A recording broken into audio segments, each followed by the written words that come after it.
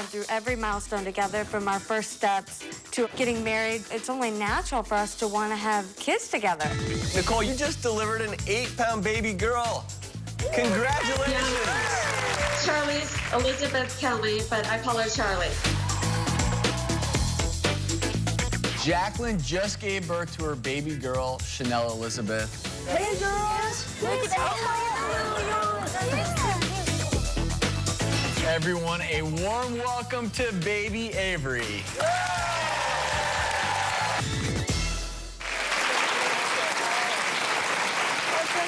It's time for Ask Our Doctors, and today, 3 of our most recognizable guests are back. We have triplet moms, Erica, Jacqueline, and Nicole. Yay, I'm so glad you're here. And as you may know, Erica is married to our executive producer, Jay McGraw. So ladies, welcome back. We're so excited to have you. But before we get to your questions, because we're gonna get all these new mom questions today, I have to see those babies, and I know everybody else wants to see those babies out there. So can we have our babies out here, Avery, Chanel, and Charlie?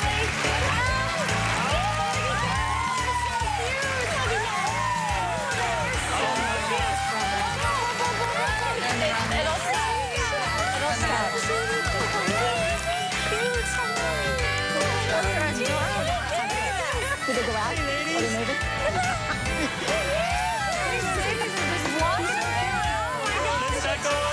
Let's turn it this way. Playing bumper cars. Leave them run. She's a cruiser. She trusts you, Jim. They are so cute. Oh, my goodness. Oh, yes. Wow. They are having so much fun. Keep them in there. Look at those things. Cute. Yeah, they love the walkers, as you can see. They like to clap. Into the They're so chair. proud of themselves. It's like homemade bumper cars for Yeah, us. right. Nicole. Are walkers good for babies? You know what? They're fun, and they kind of help some of the development. You know, they make the child mobile, but that's the one thing. You saw them. They like to go downstairs, and that's really dangerous. So if you're going to use a walker, be really careful where you use it. Only on the downstairs floors. Yeah, they have stoppers so they can't get down the stairs because babies do that. It's important. Yeah, to pay attention to where the kids are going. You know what? Let's just have you guys pick up the babies, and we'll come all over here so we let's can have watch seats. this video. Fun. Woohoo! Well, you just shot this recent video about bedtime, right? So let's take a look at what happens at bedtime. Hi, Jim. Avery is a very active baby, even at night when she sleeps. So now that she's too big to be swaddled, we're using a zip-me sack, which keeps her covered at night, but it doesn't keep her from rolling. How do I know if our baby is still safe at night when she's rolling?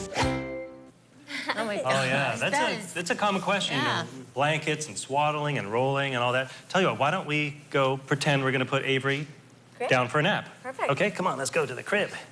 Okay.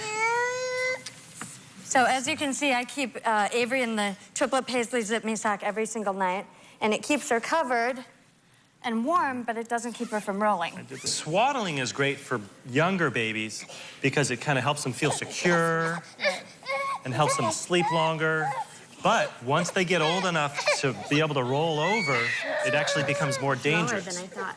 So now we zip her up in the zip-me sack, and she is so used to this, she loves it.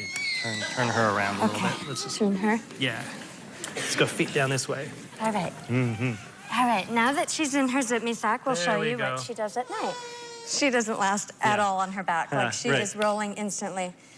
And Now- I'll wake up in the middle of the night and see her on the monitor, and she's face down, even with her hands up or her hands out. Right, yeah.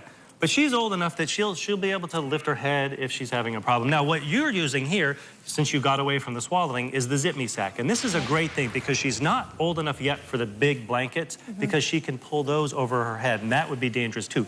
But this is a great thing. It's basically a little bag with armholes, so it rolls with her. Right. And the key is that it's closed at the feet, which makes it impossible for her to pull it over her head.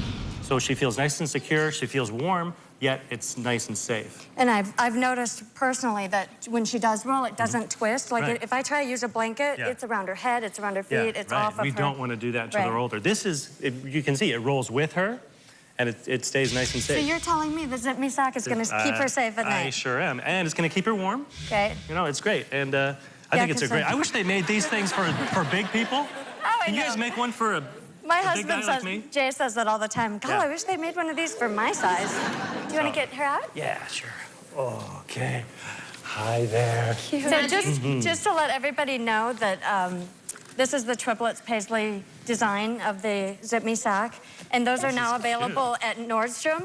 And Cool. the entire collection, which we have over here, is available at eswaddle.com, or you can go to thedoctorstv.com. Cool. And you can find all of our products everywhere, and they're obviously great quality. All the girls love them.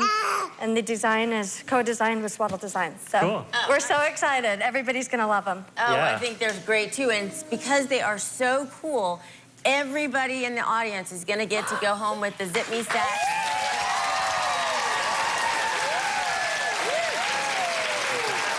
So stay right here. We've got more new mom questions from sisters Jacqueline and Nicole coming up next. And later, Dr. Travis is giving us some inside tips on how to stay out of the ER.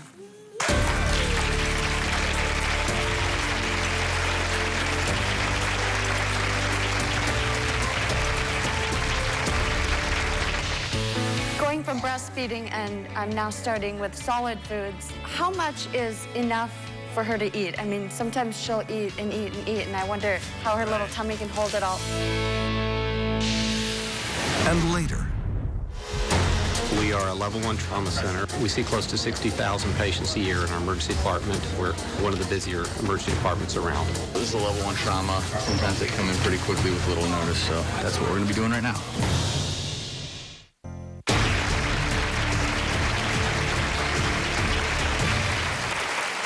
We're back with triplets Erica, Jacqueline, and Nicole, along with their adorable babies. And Jacqueline, you have a question for Dr. Sears here? I have a question. Going from breastfeeding, and I'm now starting with solid foods, how much is enough for her to eat? I mean, sometimes she'll eat and eat and eat, and I wonder how her little tummy can hold it all. Or there's sometimes where she just flails her head and she doesn't want one bite all day, and sometimes I think she's not getting enough nutrients. That's a really good question, because a lot of parents kind of know when to start stuff, but once it's time to start, how do you do that, and how much do you give, and how often do you give? And this is where you kind of use some of those same cues that you learned when she was hungry to breastfeed, you know, crying, fussy, opening her mouth, kind of looking at you. You kind of learned when she was hungry, right? Yeah. You're going to use some of those same signals to know when she wants to eat. And then you'll start to learn when she's full. It's all about learning your babies. You know, all three of you all are going to really learn what your own baby's cues are about when they want to eat and how much they want to eat. But keep in mind, their stomach's about the size of their fist. So that's not a whole lot of food before they fill up. All right? She eats 3 fists. Yeah, some babies just chow down. Some babies will be picky. She eats my fistful. And like us, count. as adults, sometimes you eat a big meal, and sometimes you feel like a small meal. So they're going to be the same way. Now, good. Jacqueline, you mentioned sometimes she seems picky. One trick we did, we got 2 spoons for the food, and the baby would get to give me a bite or mom a bite, and then you give her a bite. It becomes a game, and that way if she, you know, just needs a little prodding to get the meal going, that's a great way to do it that's there. a good idea. But you know, more than like how much to give and when to feed, it's what you're eating is, in my mind, the most important thing, because we're creating healthy eating habits. And what we want is a nice balanced diet. And I have kind of pretty much this is like a good sample day of food. First, we got the dairy products. You're going to go about a quarter to a third of a cup of either baby formula if they're under a year, or breast milk, or some cheese. Now that they're 8, 9 months, you can start doing cheese. Whole grain cereal. I like this because it's usually iron fortified. A lot of babies don't get enough iron. So some good whole grain cereal, mashed fruits. And I know these are big jars, but we're really talking in a day, maybe a quarter cup to a half cup. All right? And then my favorite veggies, avocado, carrots, zucchini, nice and mashed, pureed. And then some sort of protein, whether it's mashed egg or chicken. Those are some great examples of what to eat. And remember, try to create healthy habits. If there's something that's really not that good for them, don't introduce it young, because they may really like it, and then you're in trouble. And Chanel, she's 8 months now. She's interested in things that I'm eating, and not so much the pureed, because I make homemade baby food, and Yeah, that's great. We all You do. make your own baby food. Oh, I love Yeah. that. Do you find that So pretty much easy? fun. Because It some is parents, easy. yeah, You we think, did that oh, too. We it's- just kind of grind it up, and I like that because then you know exactly what's in there.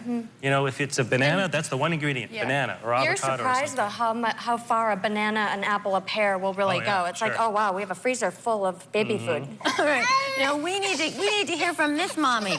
This little mommy here, Nicole. Tell us. Okay, let's Yeah, see what here. your questions are. Oh, Charlie, at about 6 months, Do you need a blue card? she'd give me the sign of pushing, you know, when she has to go to the bathroom. So I'm like, gosh, she does it at the same time every morning. I'm going to put her on the potty. And I put her on the potty, and sure enough, she went, potty really? chair.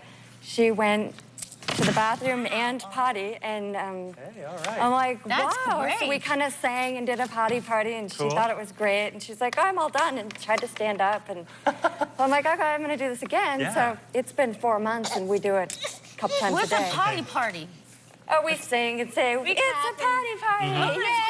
Yeah, we use that for my kids too. Very good reinforcement. I've never heard of that. But that's kind of a great thing you did, even though, you know, she was pretty darn young to be potty trained. And most I kids was- don't potty train until they're like 2 I and a was half, wondering 3. if it Daniel would was be stuck bad. But to it's do. actually a great, I mean, why not? It certainly doesn't hurt, It's and not confusing. who knows, you might get And lucky. she could sit up, so it wasn't like I was trying to put a limp baby on it. Right, right. She goes consistently now. She That's- doesn't even have to change she dirty knows what it diapers is. So anymore. cool. Think of all the diapers you're going to save. I was Yeah. so impressed. Wow, yeah. I started Avery a month ago. I've changed 3 dirty diapers. That's it. So that's it. So Wow, it's that's not really a cool. bad thing. It's not a bad thing. I love it. You know, some parents get lucky and they do it young.